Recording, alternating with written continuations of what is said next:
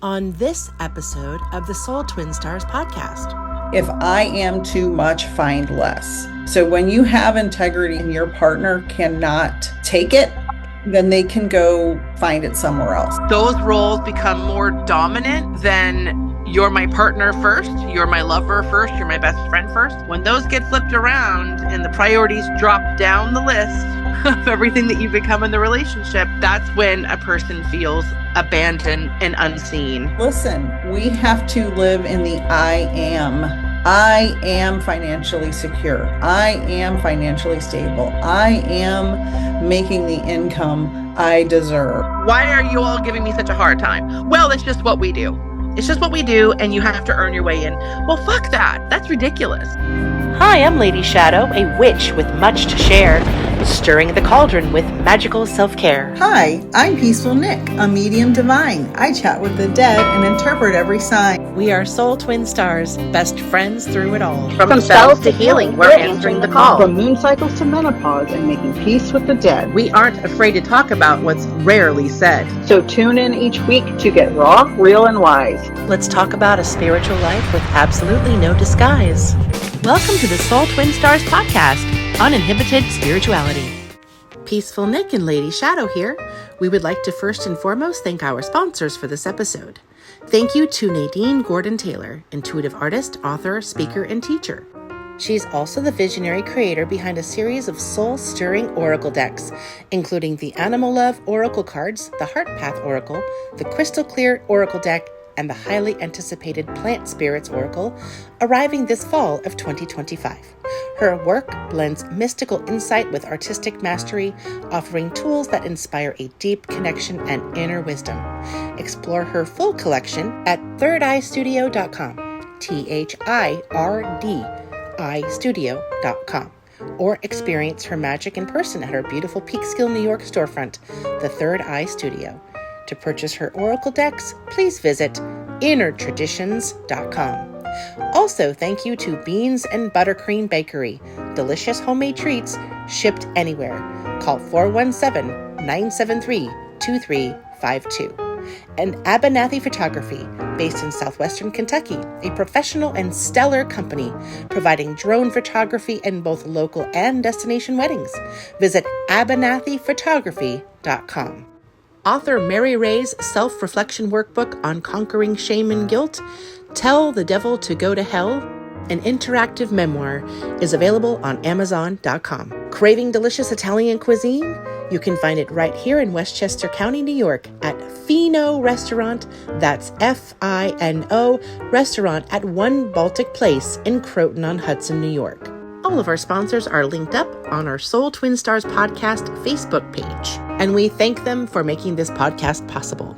And now, back to our episode. Hello, and welcome back to the Soul Twin Stars podcast. I'm Peaceful Nik, the medium, a medium divine, and we are The Soul Twin Stars! The Soul Twin Stars with Lady Shadow, the most wonderful Wiccan I've ever known.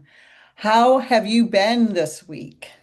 So great. I've been entangled with a family visit. My sister came out from Nevada and we have been having a glorious time. Very distracted, traveling, running up and down to Canada, Vermont, running around, having fun, playing Monopoly. Good stuff. What about you, Nik? My favorite medium on the planet.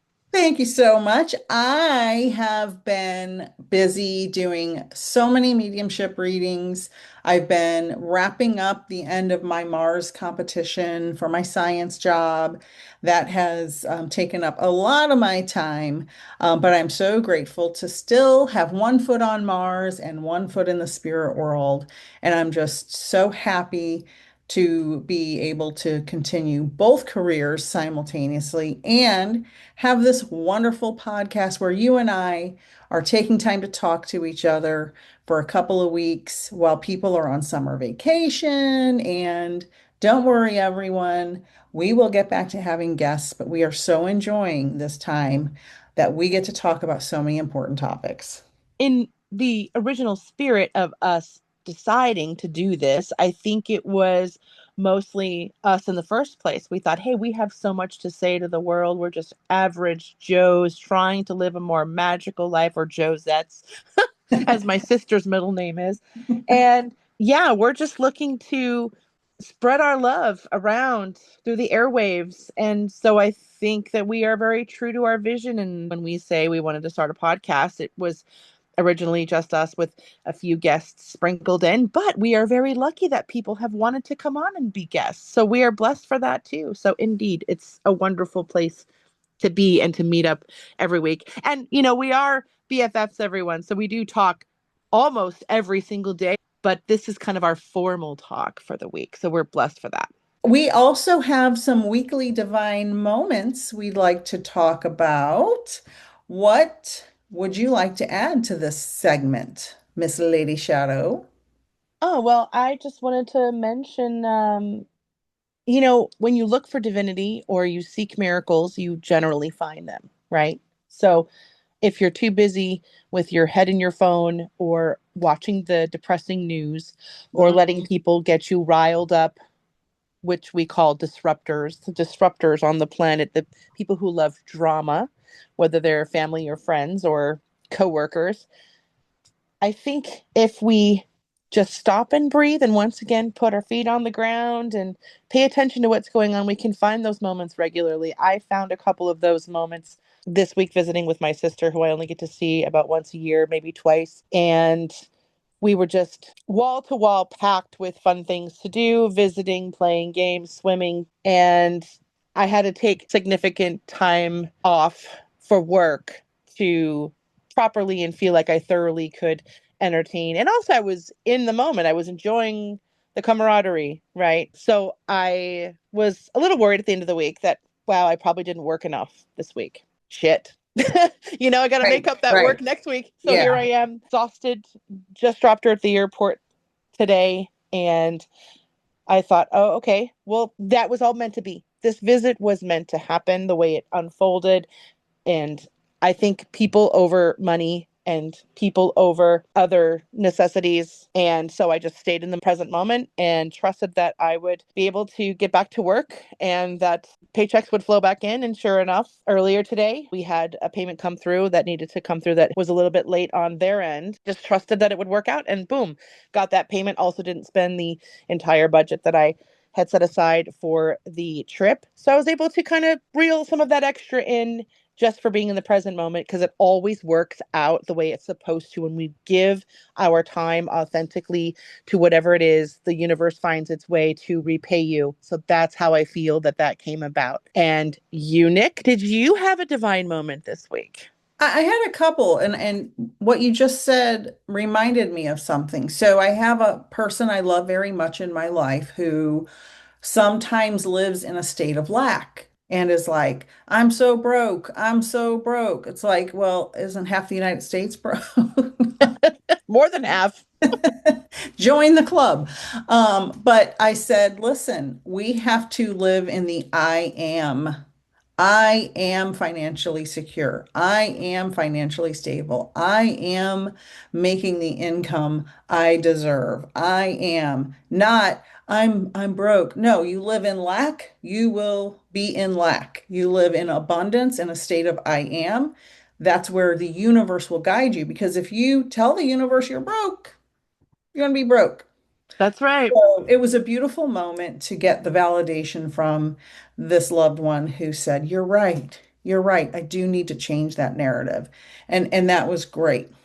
And another divine moment that I want to talk about is Lady Shadow and I have come up with this incredible idea that we are implementing into our lives and the lives of everyone who wants to join us.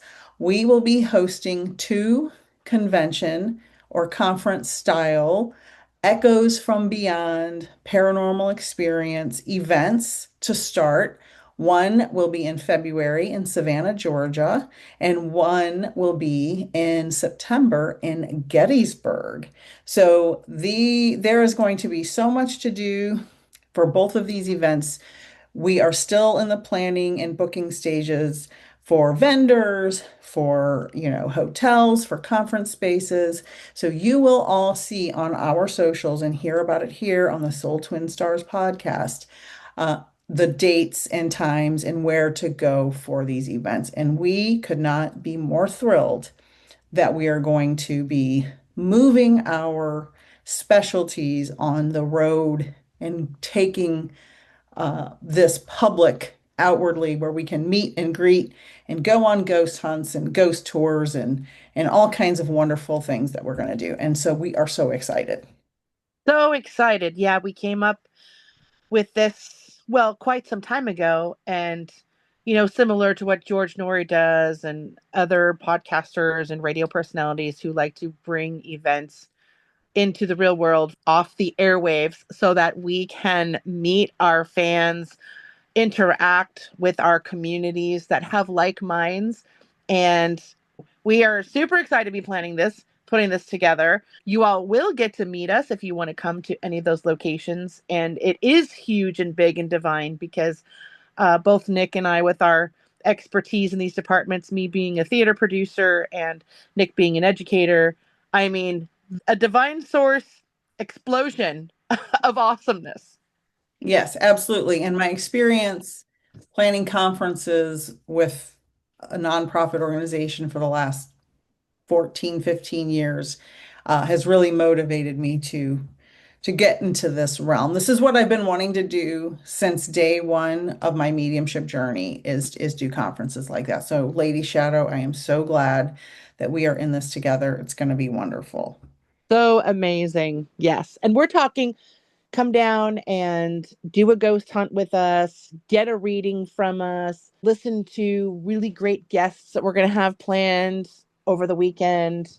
We're going to be hands on in it, Yeah. not just paranormal, but anything psychic, anything self improvement, spirituality, all of those things. It's going to be such a combo of wonderful energy.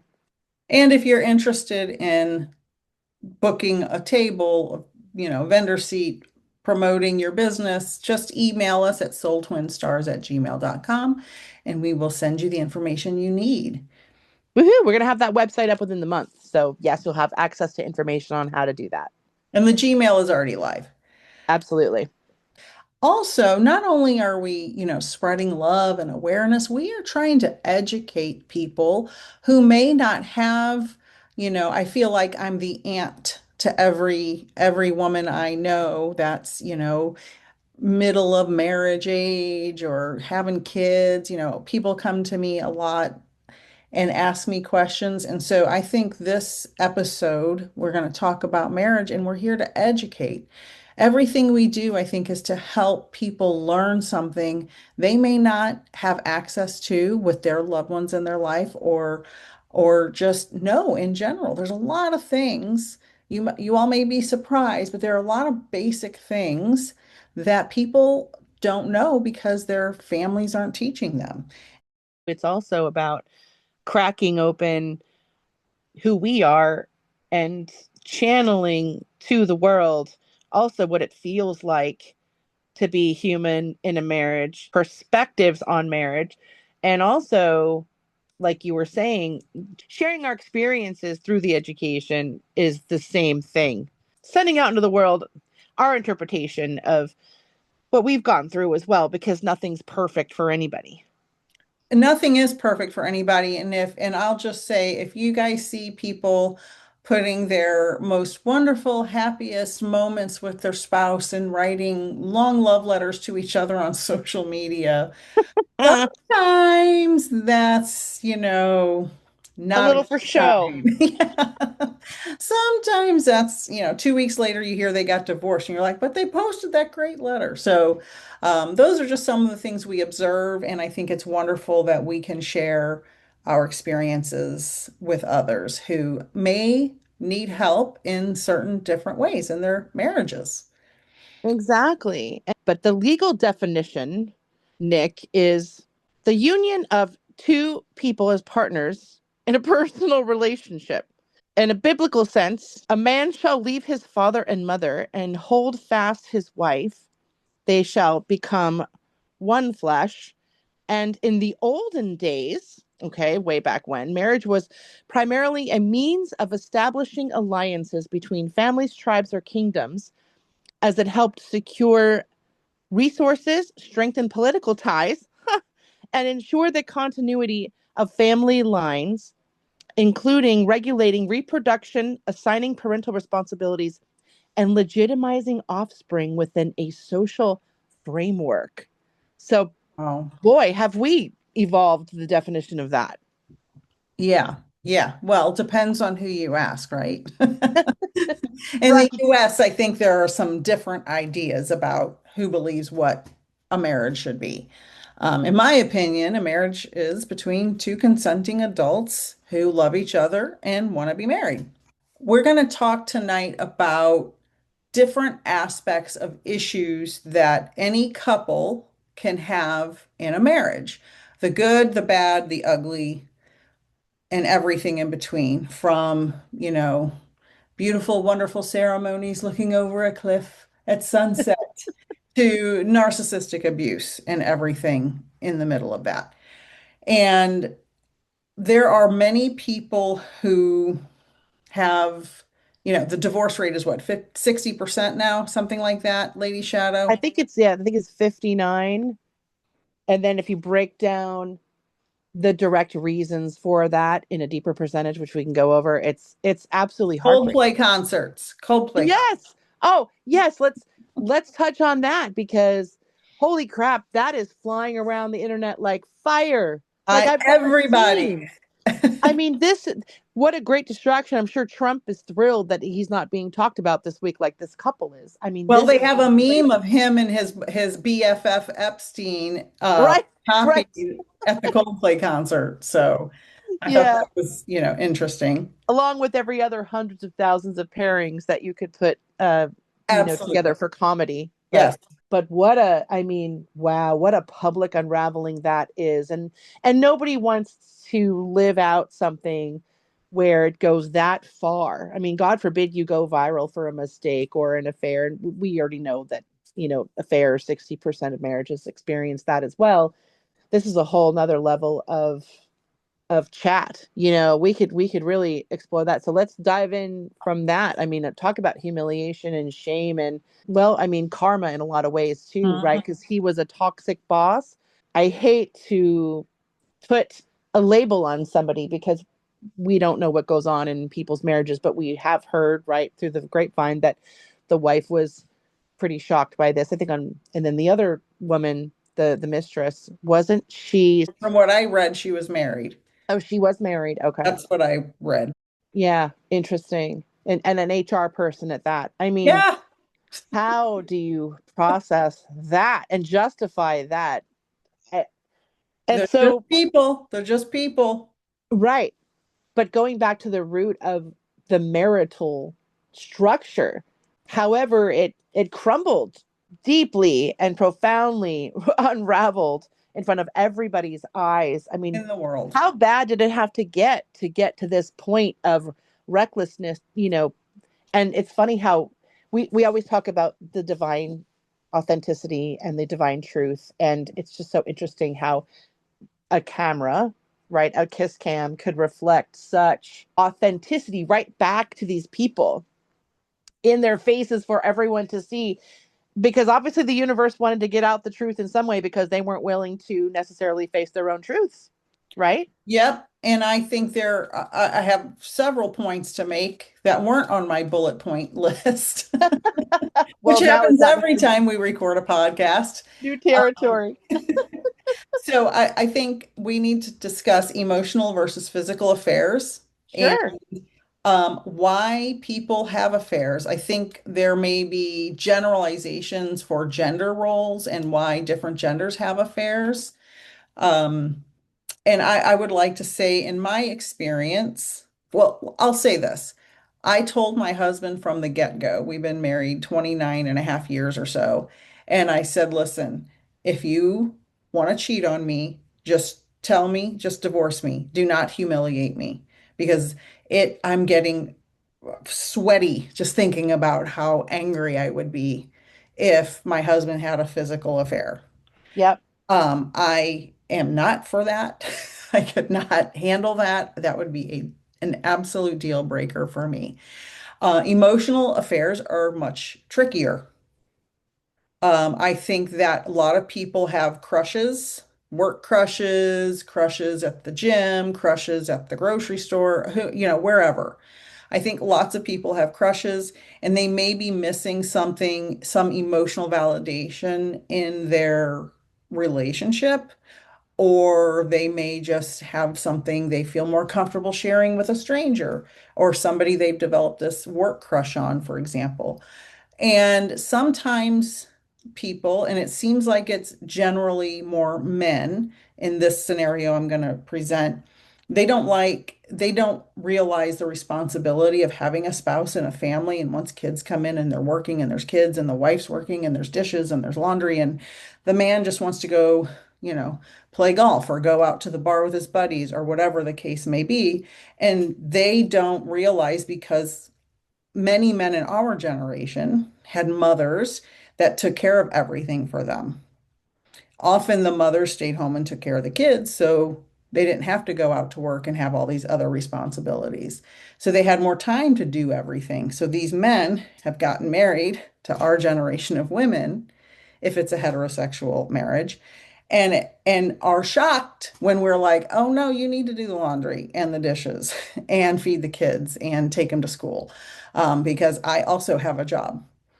And so I think that responsibility gives some men this pause in their brain, like, "Oh, that's too much responsibility." And they may not know this. And so then they seek validation from somebody else who looks up at them with doe eyes and talks to them and listens to them. And they get to tell all their stories about the glory days of high school or college or whatever. And this other woman is listening to them. And the wife's at home like, do the fucking dishes.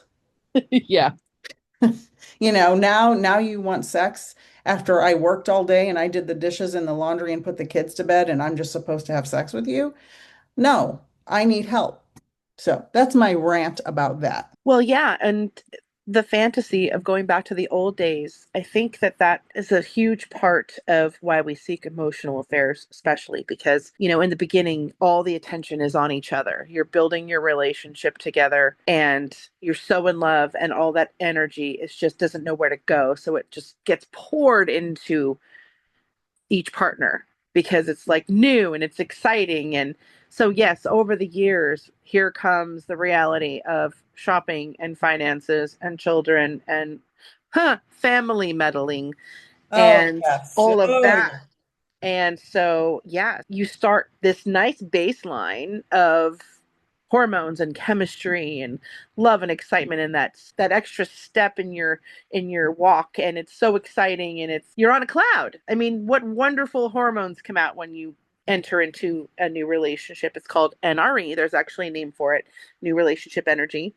And everybody, I think, can recount the old days. Like my husband and I joke about, let's bring the old days back on Friday night and let's do a date night, where we get dressed up and pretend to be mysterious and go out, or we'll do karaoke together and we'll look at each other in a different light. And even if he goes out for several hours during the day, just being able to miss somebody Yeah. can bring some of that back. And the idea of that the absence makes the heart grow fonder, and there's a constant reinvention that has to take place after many many years of what a couple goes through, because you're right, the couple disappears underneath all of the chores of the relationship that include all these different components. And so your chemistry and your one-on-one partner needs that you had in the beginning, because that's all you had was other, gets buried, right? So you have to unbury those levels, throw the dirt off, and get back to where you were and why you're together in the first place and what attracted you. And even just having the discussion about, oh my God, when I first looked at you and when I got that first kiss from you on that date or however you first met, it's all in the brain. Again, we have to sometimes trick our brains into what it believes is real so that we can feel those feelings and ignite something in us to go back to that, instead of going and looking outside of the marriage, like you said, and running to a coworker who has no idea of the levels of the relationship that someone is in at home, which, by the way, is sacred.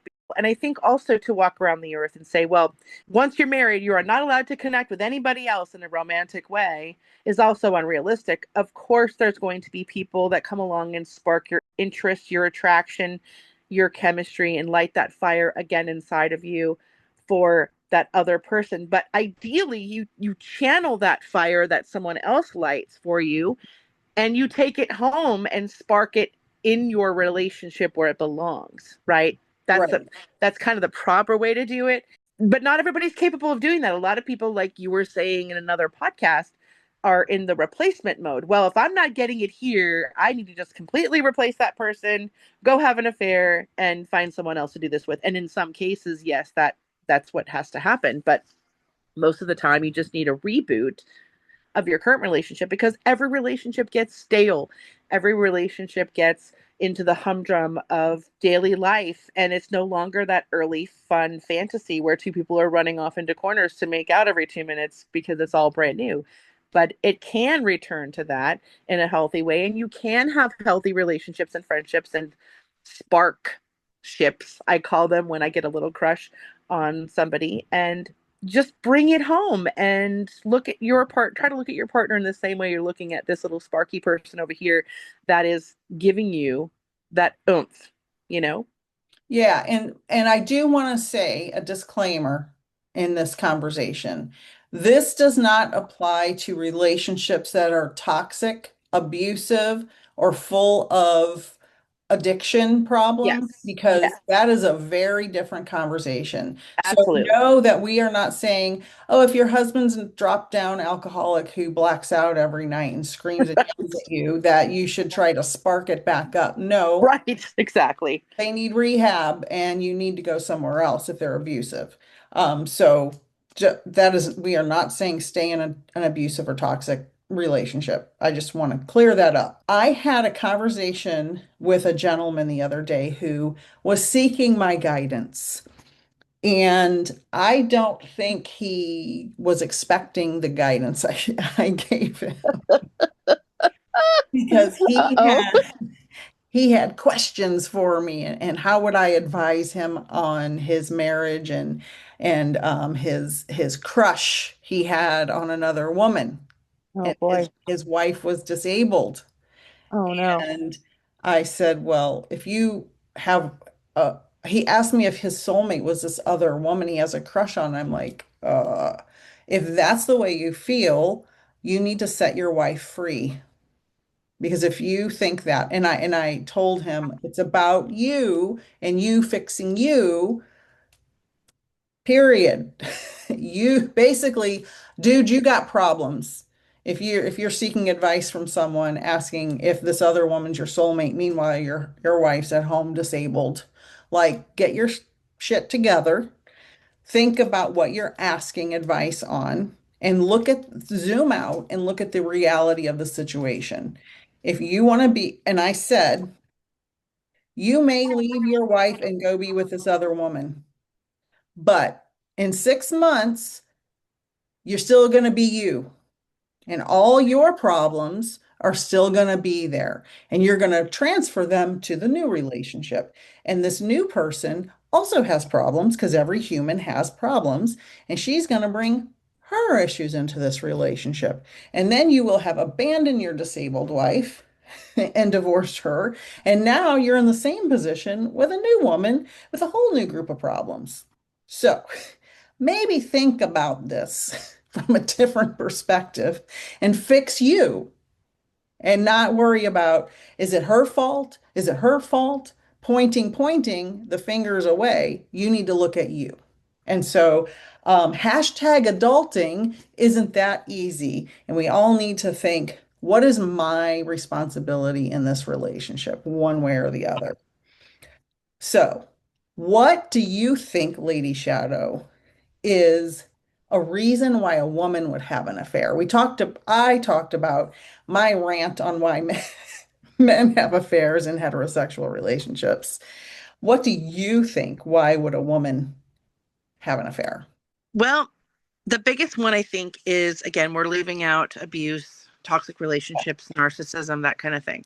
I Yes. think that we just get into the humdrum of things to the point where we don't see each other the same way, right? If a person doesn't feel seen as the beautiful, kind, sexual, romantic, supportive partner that was seen in the early parts of the relationship, it's really hard to just ignore the fact that your partner no longer sees you this way and you feel like that same partner, or perhaps you've gained 30 pounds, or you've lost weight, or your appearance has changed. You cut your hair short and something just clicks in the other person, and suddenly they're not treating you the same romantically anymore, and you feel disapproved of. But I think it's really about not being seen, especially when you have children. Now, I don't have children, but I know everyone in my life who has children, they come to me with these same questions. Like, I'm the auntie as well of my friends, so they all come to me for the advice. I feel like when your roles start to morph, just like I mentioned a minute ago, into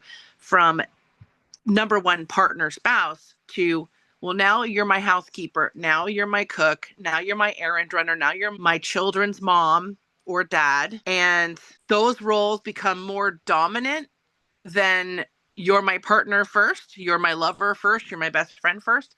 When those get flipped around and the priorities drop down the list of everything that you become in the relationship, that's when a person feels abandoned and left and unseen, unloved. You go to the office, you dress up like you normally do every day that your husband doesn't see or your wife doesn't see, but somebody else notices that.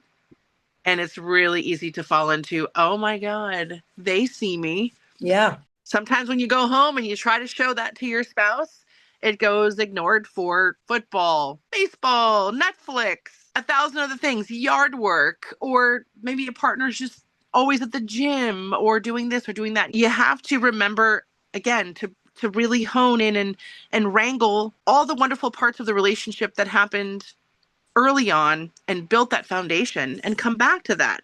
And the only way to do that is through communication.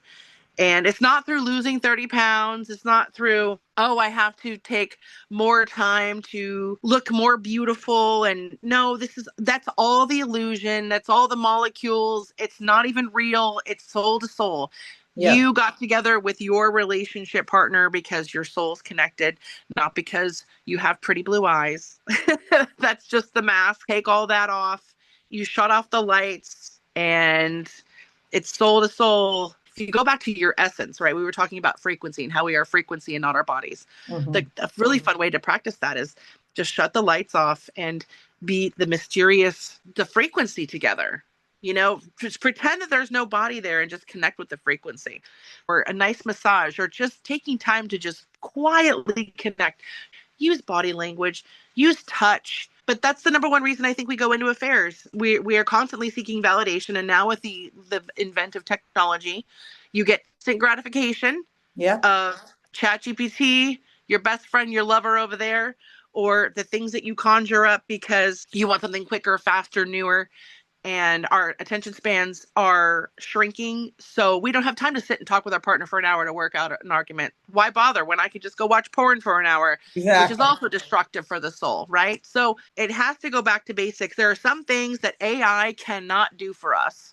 We can take a lot of shortcuts in life, but when it comes to relationships, it has to be human on human, body on body, frequency on frequency, soul on soul, connection on connection. It's like growing a garden. You can't get a plant if you don't create the place in the soil for it to start growing. Exactly. I agree with that. And I think that many women have, and I'm talking about a generalization. It could be any partner in any relationship, but for me, I'm a woman, so I'm going to talk about my point of view from women's point of view that I know. They come up with resentments for what you gave up. And I can tell you, I felt this. I'm in my mid 50s and I feel like a completely different person. I feel more like I was in my early 20s than I was from 25 to 50 because I gave up nights of sleep, years of sleep. I gave up time to do anything I love. Now, I did this willingly. I'm not angry about it. I grow resentful when I feel dismissed for anything. Like at a family event, I'll start talking and everybody just starts talking and I'm like, do you even care that I'm here? Like notice me. I do have a husband and two sons, so they do talk a lot about sports, so that's probably part of it. But it's like I get resentful, like I am part of this family. I want to be seen as part of this family. And for anybody out there who feels like this, I'm a runner. I'm a flight person. Fight or flight, I'm going to fly first. If you don't want anything to do with me, I'm going to run away as fast as possible. Like, I got shit to do. I don't need to sit here and listen to your basketball stories. I'm going to go over here and do some mediumship work or go whatever, do whatever. So I think a lot of women wake up resentful for what they gave up. They wake up one day and their essence is gone. It has been given to their children, to their husband, to their job, and they don't feel like themselves anymore. And then you're dead inside and nobody thanks you or appreciates you. And I think that's a big problem. We are slowly disappearing little by little in these long-term relationships. And I am a Sag Aries, so I am not letting myself disappear. I'm reclaiming who I am. And I know there are a lot of women in their 50s that end up going quote unquote wild in their 50s because they woke up one day and they're like, F those kids, you know, I'm going out. It's me time. The kids are gone to college. I'm out of here. And then they just go wild. And that's why. Yeah, 100%. And again, when you build a family and it's not just the two of you anymore, just like the first child comes along, the first child is, oh my God, I get all of mommy and daddy's love. And then the second child comes along and it's like, hey, wait a minute, I got to share all that. And Yeah. that's what a woman, I think, feels when, when she's got to share herself in 20 different directions. And if she doesn't have the support or a male, I mean, same thing. It goes either direction, or whatever gender you identify with, right? If you're not appreciated for you first and the being that you are. And another thing is, I think we tend to dismiss the sexual selves because we're so deep in raising children and running to the dry cleaners and the stocking the fridge and cleaning the house that we forget to self-care Mhm. and care for our sexual selves too. And so that it seems like that is just the thing that gets put on the back burner the quickest is the romance. It's like, well, don't got time for that. This has got to get done. This has got to get done. But we are the ones filling our lives with all of this stuff. And we are the ones that have to take the time and remove the priorities of the other things and get back to basics. If you are in a marriage or a relationship of any kind and you are lacking sexual intimacy or sexual intercourse with your partner, do the dishes, fold the laundry, vacuum the floor, cook dinner. The reason why people in marriages and relationships stop having sex regularly and stop feeling sexual is because they're exhausted. Because many times in many relationships and marriages, there is a person in that relationship who is spearheading all of the chores, all of the appointments, and all of the emotions of the entire family. And if you want to build that sexual intimacy back up, that partner needs your help. Don't look around the house and see a pile of dishes, a pile of laundry, and kids running through the house naked and say, tell me what to do. Grow the fuck up, look around, open your eyes, and do the dishes. Amen. Step up and just get it done. But then when it's all done, schedule the important stuff and the Yes. intimacy. Yes. That has to be, listen, if it can't happen naturally and organically and it's got to be scheduled, then schedule it. Whatever you got to do. Nope, I'm going to make sure that 40 minutes, that hour, that 20 minutes, whatever it might be, that's a stretch of time where we need the romance. Here's another thing, it's so many friends of ours, and I'm sure friends of yours too, we're in our 50s. This is the time where people start questioning the longevity of their relationships and whether or not it's quality at this point where the kids are kind of headed out. And so we still have some attractive years left. We're still looking and feeling good. We've got the energy. We're going to be 60s and 70s soon. So you have to decide, hey, it should really happen sooner than later, because at some point there'll be a physicality or a health issue that may come in and take that from you involuntarily. So while you are healthy adults and while we are still young, for those of us listening who are in conundrums at this age and who want that connection again, now is the time to grab it and nurture it, because we're only losing time at this point. Time in life is getting shorter and our sacred bodies are going to start changing even more. So seriously, now is the time. It's not later, it's sooner.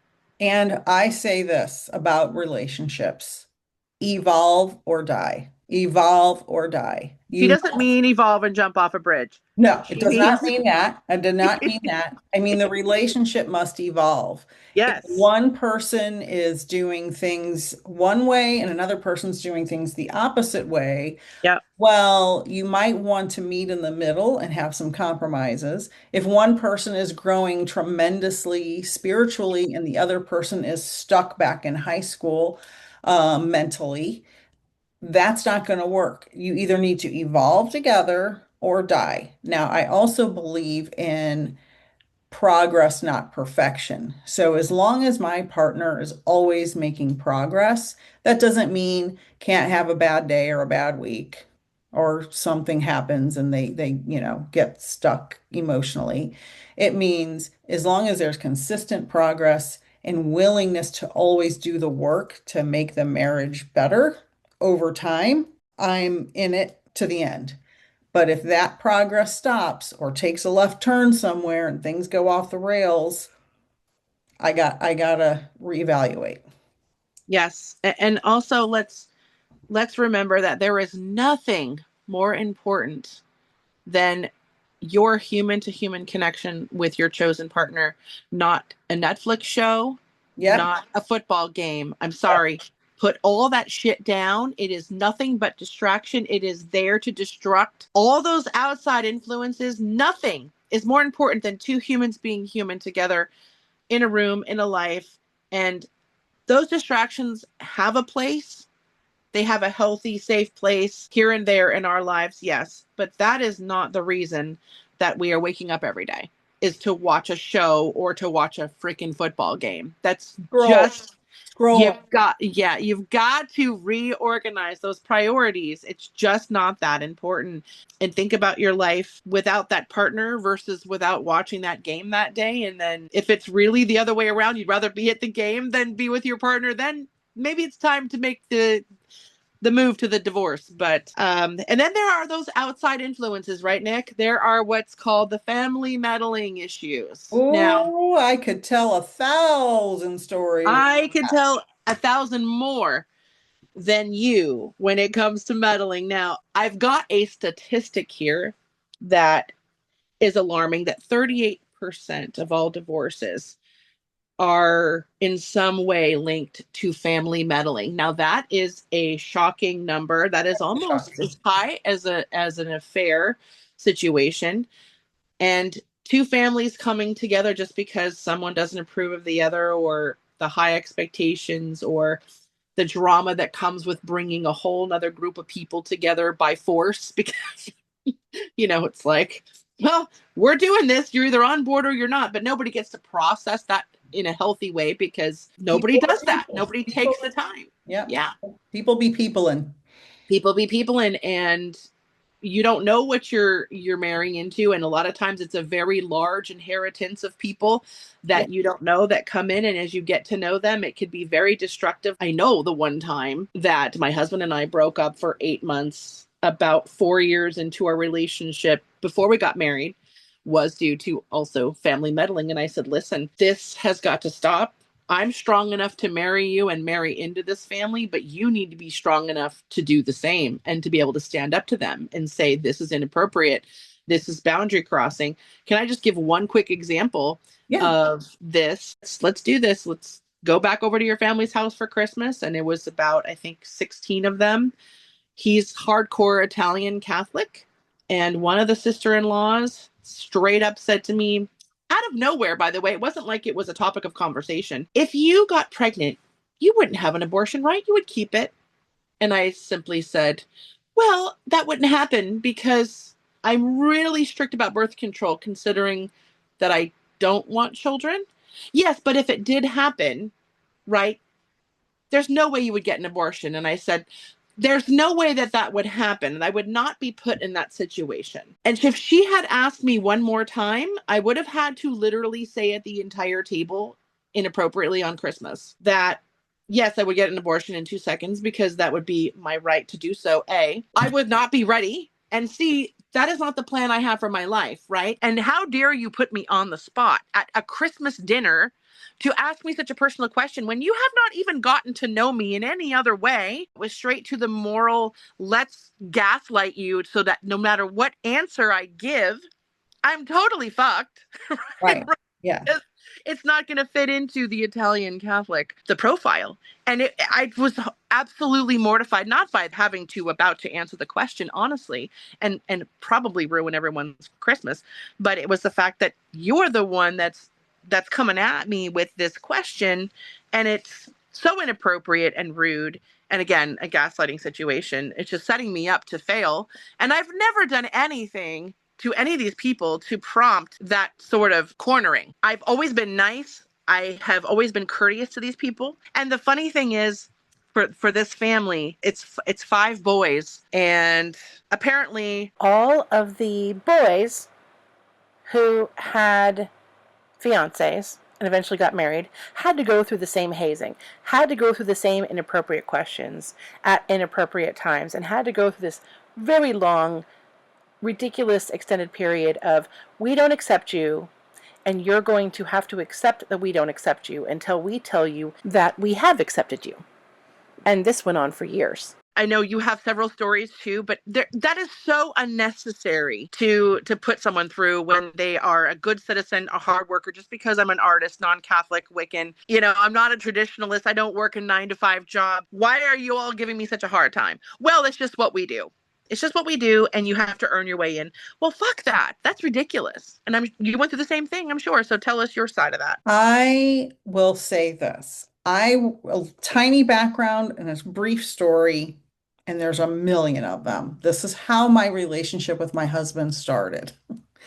I was traveling across the country from San Francisco, had a brief stint in St. Louis where I was born, and ended up in Lexington, Kentucky.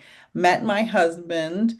I was a waitress, he was a busboy, and our eyes locked when we met. He asked me out on a date. A few days later, I met his parents because they happened to be in town and when we were going out on the date, and they met me for 5 minutes, less than 5 minutes, forbid him from ever seeing me again after meeting me for 5 minutes. He had a brother that had them convinced after 5 minutes, a devil worshiping lesbian in a cult from San Francisco. And you see how that turned out. We're still together. And that was 1995. So yeah, that's how that started. And there were a million stories. I was a very liberal feminist person, and they are very Southern, not liberal in the social way, and just very close-minded, egotistical, narcissistic family. And so that's how my relationship started. Thankfully, my husband loved me very much and, said, this is how it's going to be. He's not a mama's boy, so that helped a lot because I think sometimes when you have a very enmeshed relationship with a parent, it really affects your relationship with your partner. And if you are someone in a relationship with a partner who can't stand up or doesn't stand up to their family for you, to defend you from their family, you need to not be in that relationship, because if they're not going to defend you now and stand up for you now, when there is gaslighting and toxic behavior happening, that's going to continue and probably get worse. So it needs to be addressed the way Lady Shadow addressed it and said, look, this has got to stop. There have to be boundaries. And then if it works, great. Keep on keeping on. But if it doesn't, you should probably, that's only going to get worse. And so I have hundreds of stories I could tell about the toxicity in the meddling family. Now, lucky for me, my family and his family live very far away from each other and had very little contact over the years, so that was never really an issue. My family has its own toxic issues. That's another story for another podcast. But none of them, I think it's different with a daughter-in-law or a sister-in-law versus a son-in-law or a brother-in-law. I think those, with a female coming into a family, I think it's very different than when a male comes into a family. Oh, 100%. During the time that we were broken up, or about to break up, one of the reasons that we had also had to take a break was it was another Christmas later we announced that we were getting married, and everyone knowing that I'm not Italian or Catholic. There wasn't one congratulation. It was, oh, okay, so you're going to convert to Catholicism, right? And I said, absolutely not. My husband loves me for the path, the spiritual path that I have chosen. And he's not even Catholic, which was a little bit of news to them at the time because, well, we raised you Catholic. What do you mean you're not Catholic? Well, I'm not really a practicing Catholic. Yes, but you still go to church, right? Well, not really. Well, why aren't you going to church more? And then that turned into, well, if you're not going to have a church wedding, then we don't know that we can come to that. We don't know that we can be a part of that. And for show, he said, well, this is how we're doing it. We're getting married in Gettysburg, and we're going to do a Civil War wedding, and we're going to do a theme wedding, and it's our day to decide that. And everyone was like, okay, well, that could be cool. 10 minutes later, apparently his parents pulled him aside and said, if you don't get married in the church, that's sacrilegious. She's got to take your religion. She doesn't have a religion. I mean, they did this whole guilt number on him. After that talk, when we were driving home in the car that night, and said, well, my mom really wants us to get married in the church. Is there any way that you can compromise on that? And I said, and this is before we broke up. Remember, this is before we had that break. And I said, the fact that you're asking me that means that you're probably not the one for me after all. Wow. And I said, the fact that you would even ask that of yourself to compromise plans that we've already laid out, the fact that you would go back on that because your mother had a talk with you about how you should get married, you're not a strong enough man for me. I will not compromise on that. No, absolutely not. And you should understand why. And there was a couple of other reasons of meddling that broke us up as well. And that was, I don't know, just a few months after all this happened. By the time we did break up, he understood exactly why we broke up. He realized, oh my God, why did I do that? And then later realized, why do I not have a stronger backbone? And he used that whole thing for some therapy and to work out the family dynamic in his life, and realized, wow, yeah, that was absolutely ridiculous to ask her to do that. And also, he's giving up his own dream of the wedding that we had planned. And he had to say to them, this is who I am now. She does not have to compromise for you. And that's that. And we were able to work through that over 9 months after we broke up, before we got back together, to make it happen. And then with his newfound realizations and some therapy, believe it or not, when we did have the wedding that day, they all showed up, they all dressed up, they all came, and they had the best time. And the wedding that they still talk about to this day was ours. No other wedding is discussed. Ours takes the cake. We had everybody on a horse. We had everybody dressed up in attire, and we had people dancing in an old haunted barn, and it was incredible. And it's still a wonderful memory for them. But boy, had I not stood up for myself at the time and said, absolutely not, this is not going to happen. And had I given in, shit would have went really sideways, because that was a turning point for him to really grow up and say, you know what, I am a man now. I'm not going to do what my parents want. I'm going to do what I want. And this woman is helping me see who I am and my authentic self. And it changed everything. So you have to, again, always use your authentic voice. And when you're navigating such iffy waters. Right. It's like going back to a vomit job after you've worked on your own for so long. The same thing. It makes you feel sick to compromise your integrity. This reminds me of a quote I see a lot and I love it. It is, if I am too much, find less. So when you have integrity and you have ideals and you have things about you that you are not willing to compromise and your partner cannot take it, then they can go find it somewhere else. Now, I'm not talking about, oh, you have to buy me a Maserati and you have to make me live in a mansion and you have to, sell your sperm for money or whatever. If you're not compromising their integrity, that's a different thing, right?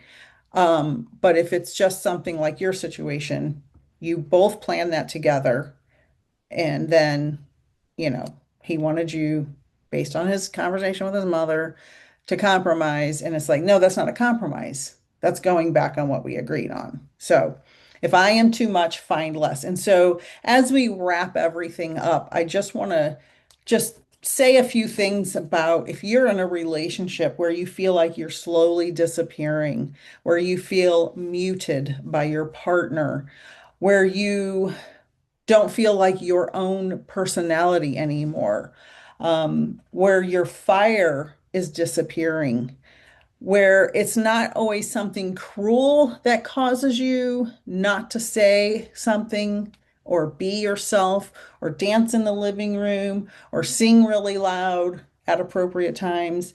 If you're losing yourself because of a subtle glance or a snide comment, think again about your relationship and maybe revamp some things. If you adjust to what other people expect from you, that is compromising your integrity, you need to think again about your relationship. If you're shrinking in the background, if you're disappearing to keep the peace, that will make you fluent in silence. And you cannot allow yourself to be muted by your partner, by your family. Sometimes it's siblings that do that. Sometimes it's friends that do that. Sometimes it's your children that do that. I've seen that situation.